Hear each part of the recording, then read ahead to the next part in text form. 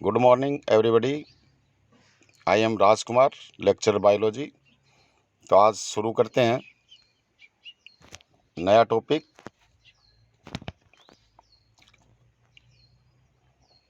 Biology का second chapter ही senior class के लिए।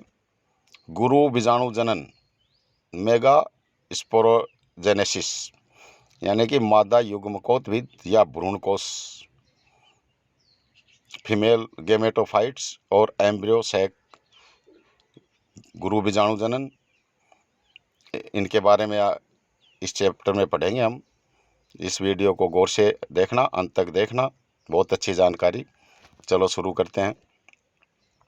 गुरु बीजाणु जनन। बीजांड में गुरु बीजाणु मात्र कोशिका से, आप इसको गौर करना, मात्र कोशिका से गुरु बीजाणु बनने की प्रक्रिया गुरु बीजाणु जनन कहलाती है। जिस समय बीजांड का निर्माण हो रहा होता है, बीजांड का एक ही जो हाइपोडर्मिस है, अधस्थ त्वचा की कोई भी एक कोशिका आकार में बड़ी हो जाती है और स्पष्ट केंद्रक नजर आता है उसमें, और सघन जीव द्रव्य युक्त होकर प्रसूतक प्रारंभ, ये इंपॉर्टेंट है, यहाँ ध्यान रखना, बनाती है। यह कोशिका सामान्यतः एक परिणत विभाजन के द्वारा दो कोशिकाओं में बट जाती है, यानी कि इनमें पहला विभाजन होता है जिससे दो कोशिकाएं बन जाती हैं,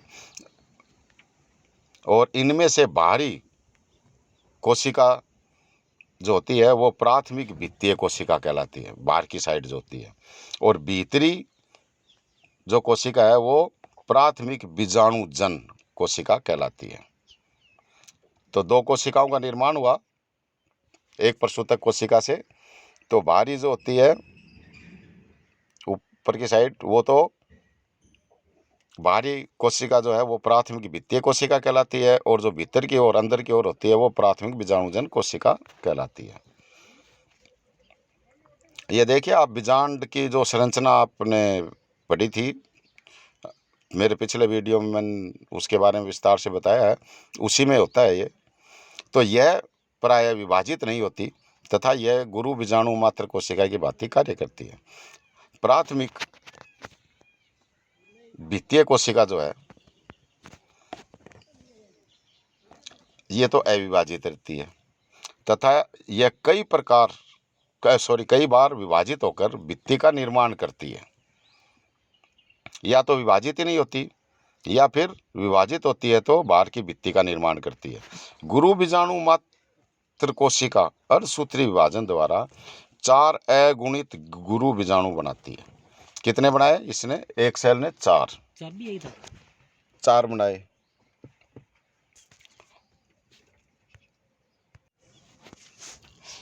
तो ये इस प्रकार से 4 अगुणित गुरु बीजाणु बनाती है। अगुणित का मतलब समझ गए होंगे आप, गुणसूत्रों की संख्या आदि होती है। और गुरु बीजाणु प्रायः रैखिक क्रम में विन्यासित होते हैं। रैखिक क्रम आप समझ गए, ऊपर नीचे। अब देखिए, इन 4 में से सामान्यतः एक ही गुरु बीजाणु, जो 4 कोशिकाएं हैं उनमें से एक गुरु बीजाणु प्रायः निभाग की ओर चला जाता है। बीजांड में निभाग ऊपर की तरफ होता है, यानी कि जो बीजांड द्वार होता है उसके विपरीत दिशा में। तो ये क्रियाशील तो होता है जो कि मादा युग्मकोद्भिद का निर्माण करता है। मुख्य बात यहाँ है, जो 4 कोशिकाएं बनी उनमें से एक ही गुरु बीजाणु जो निभाग की ओर है, ये क्रियाशील होकर मादा युग्मकोद्भिद का निर्माण करता है। शेष 3 बच गए गुरु बीजाणु नष्ट हो जाते हैं, यानी कि अब एक ही बचा हो, तथा सक्रिय गुरु बीजाणु द्वारा इनका उपयोग पोषण में कर लिया जाता है, उन तीनों का। तो क्रियाशील गुरु बीजाणु वृद्धि करके भ्रूणकोश, ये टाइपिंग में मिस्टेक हो गया, एम्ब्रियो से एक है भ्रूणकोश, अर्थात मादा युग्मकोद्भिद फीमेल गेमेटोफाइट्स का निर्माण करता है।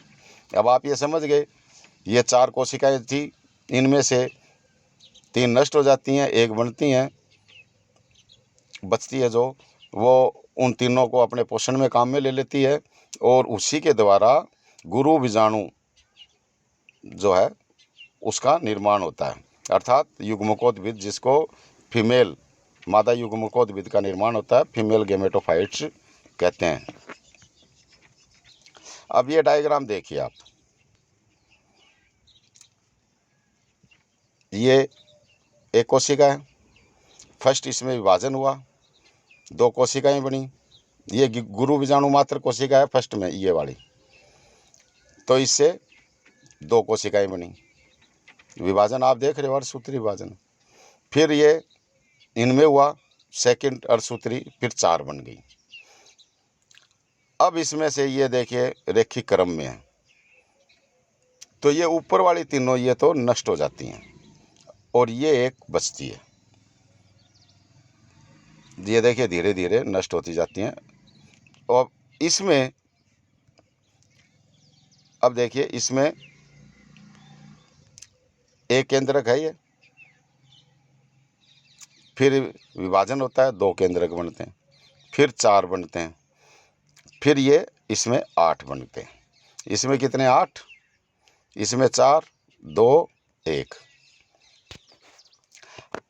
अब ये जो है इनकी स्थिति अलग हो जाती है, 4 नीचे 4 ऊपर हैं, लेकिन इसमें देखिए 3 यहाँ आ जाते हैं, 3 तो ये यहाँ आ गए और 3 यहाँ, एक दूसरे के विपरीत दिशा में है। अब 2 केंद्रक बीच में आ जाते हैं ये, तो 3 नीचे 3 ऊपर 6 और 2 ये 8 हो गए। ठीक, अब आगे चलते हैं।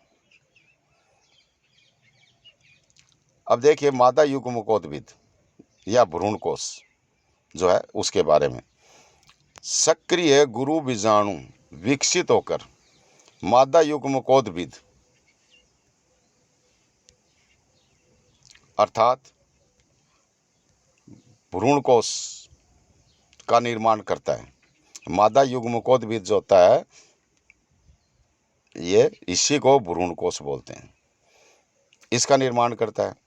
एक अकेले गुरु बीजाणु से भ्रूणकोश के बनने की विधि को एक बीजाणु विकास कहते हैं, मोनोस्कोर्पिक। ठीक है,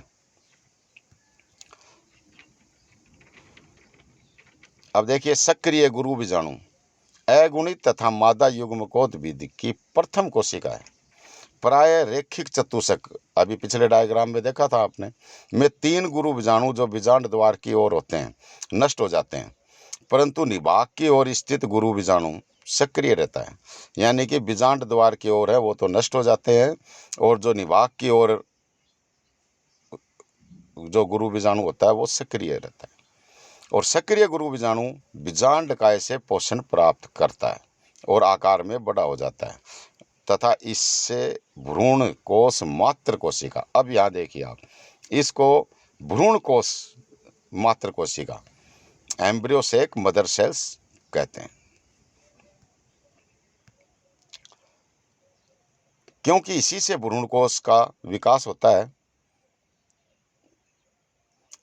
इसीलिए मदर सेल बोलते हैं इसको। गुरु बीजाणु के केंद्रक में 3 सूत्री विभाजन होते हैं, जिसके फलस्वरूप 8 केंद्रक, देखिए 3 विभाजन होंगे, पहले दो बनी थी, फिर 4 बनी और फिर 8 बनी, जिसके फलस्वरूप 8 केंद्रक बनते हैं। कितने केंद्रक बने? 8।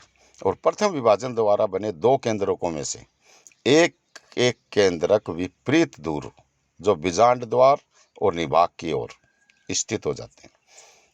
यानी कि जो प्रथम 2 केंद्रक बने, एक तो आ जाता है बीजांड द्वार की तरफ और दूसरा चला जाता है निभाग की ओर। प्रत्येक केंद्रक पुनः 2 बार, फिर वो 2 बार विभाजित होते हैं, जिसके फलस्वरूप प्रत्येक ध्रुव पर अब 4 यानी कि कुल 8 केंद्रक हो जाते हैं और गुरु बीजाणु अब एक थैले की आकृति ले लेता है, जिसे भ्रूणकोश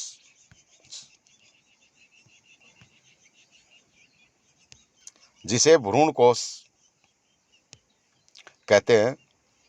अब आप समझ गए होंगे भ्रूण कोश। वैसे बीजांड वाले में मैंने समझाया था भ्रूण कोश के बारे में। अब थोड़ा सा और वापस रिपीट।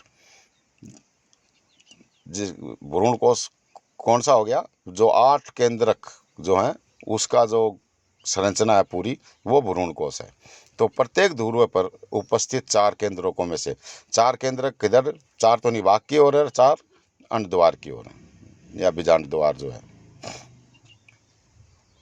केंद्रक कुल 2, एक एक केंद्रक जो है इनमें से 4 में से कोशिका के केंद्र की आकार ध्रुवीय केंद्रक बनाते हैं। मतलब इनमें से एक एक केंद्रक दोनों में से बीच में आ जाता है, मध्य में, और वो ध्रुवीय केंद्रक बनाते हैं। उनको पोलर न्यूक्लियाई बोलते हैं।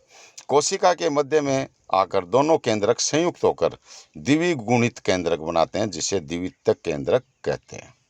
अब आप समझ गए, ये इंपॉर्टेंट है। द्वितीयक केंद्रक दोनों 4 कोशिका में से एक एक केंद्रक जो है मध्य में आ जाएगा, और वो दोनों मिलके द्वितीयक केंद्र का निर्माण करेंगे। इसी को और ये द्विगुणित केंद्रक बनाते हैं।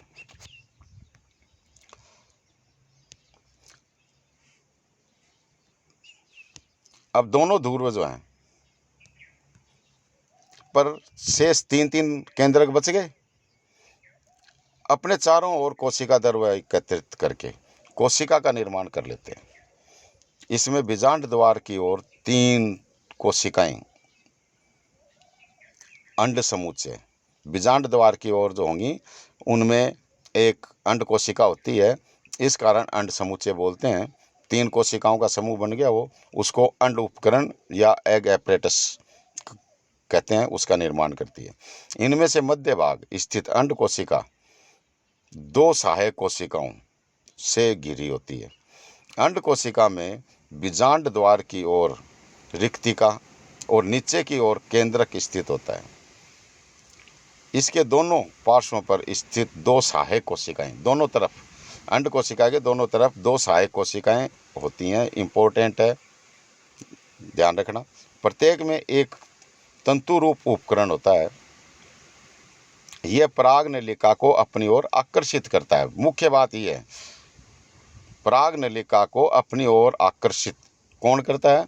जो 2 सहायक कोशिकाएं हैं उनमें प्रत्येक में एक तंतु रूप उपकरण है, जिसको मेलिफॉर्म एपरेटस बोलते हैं।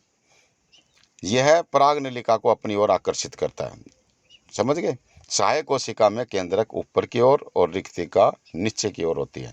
यानी कि अंड कोशिका में तो केंद्रक नीचे होता है और रिक्तिका ऊपर होती है, और यहाँ सहायक कोशिका में केंद्रक ऊपर होता है और रिक्तिका नीचे होती है। दूसरे ध्रुव पर निभाग की ओर जो है बनने वाले 3 कोशिकाएं प्रतिमुखी या एंटीपोडल सेल्स बोलते हैं उनको। इस प्रकार से एक प्ररूपी आवर्तबीजी भ्रूण कोश परिपक्व होने पर 8, कितने 8 तो हैं केंद्रक, और 7 हो गई कोशिकाएं। 7 कोशिका कैसे हुई? जब भ्रूण कोश बना 4 नीचे थी, फिर उनमें से एक एक केंद्रक बीच में आ गया। जो मध्य में जो 2 केंद्रक आ गए वो अपने चारों ओर आवरण बना लेते हैं, तो वो एक कोशिका होती है, और 3 नीचे 3 ऊपर, तो 7 कोशिका और 8 केंद्रक। द्वितीय नाभिक जो बाद में कोशिका बन जाता है, द्विगुणित 2n, 2 केंद्रक है ना, 2n हो गया। जबकि शेष 6 कोशिकाएं अगुणित होती हैं। 6 कौन सी? 3 तो पोलर जो एंटीपोडल हैं वो निभाग की ओर, और 3 अंड द्वार की ओर। अब देखिए, जो एग एपरेटस है, अंड उपकरण, इसमें एक अंड कोशिका होती है जिसको एग सेल बोलते हैं, उसमें एक केंद्रक है। सॉरी, 2 सहायक कोशिकाएं उसके दोनों तरफ पार्श्व में। इसमें अभी बताया आपको, अंड कोशिका में ऊपर की ओर रिक्तिका होती है, नीचे केंद्रक होता है, जबकि सहायक कोशिका में ऊपर की ओर केंद्रक होता है, नीचे रिक्तिका होती है। तो 2 सहायक कोशिकाएं, दोनों में एक एक केंद्रक, यानी कि 2 केंद्रक ही है। एक केंद्रीय कोशिका सेंट्रल में जो है, उसमें 2 केंद्रक हैं, और 3 एंटीपोडल प्रतिमुखी कोशिकाएं, 2 केंद्रक उनमें है। ये यहाँ गलत लिख दिया, केंद्रक 3 होंगे यहाँ, इसमें 3 केंद्रक आएंगे। ठीक है, तो इस प्रकार देखिए आप काउंटिंग कीजिए, 1 2 3, 3 और 2 5, 5 और 3 8, तो 8 तो केंद्रक हो गए। और सेल कितनी हो गई, कोशिकाएं देखिए आप, 1 ये, 2 सहायक कोशिकाएं, 1 केंद्रीय कोशिका और 3 ये एंटीपोडल। तो देखिए 1 और 2 3, 3 और 1 4, 4 और 3 7, यानी कि 7 तो ये कोशिकाएं हो गई, है ना। और केंद्रक कुल कितने हो गए, यहाँ इसमें 3 होते हैं ना, 3 और 2 5 और 3 8, तो केंद्रक तो होंगे 8। भ्रूण कोश में बहुत इंपॉर्टेंट है, हर कंपटीशन में पूछा जाता है। भ्रूण कोश में 8 केंद्रक होते हैं और कोशिकाएं 7 होती हैं, ध्यान रखना है। चलो आगे चलते हैं। इस प्रकार का भ्रूण कोश 70% आवर्तबीजी पादपों में पाया जाता है।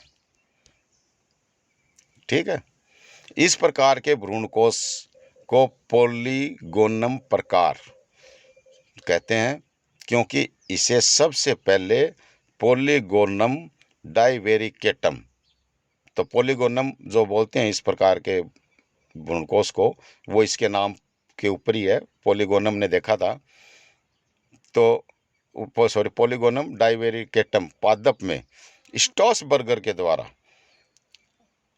1879 में इसका वर्णन किया गया था। तो किसने, स्टुवास बर्गर जो है, इसने 1879 में इसको देखा था। और ये जो पादप था पॉलीगोनम डाइवेरिकेटम, इसमें देखा गया था। तो ये दोनों इंपॉर्टेंट बातें हैं, पॉलीगोनम प्रकार इस के आधार पर ही है, पॉलीगोनम डाइवेरिकेटम के आधार पर। Thank you. अगर आपने अभी तक मेरा चैनल सब्सक्राइब नहीं किया तो ज़रूर कर दें और वीडियो को लाइक करें। थैंक्स।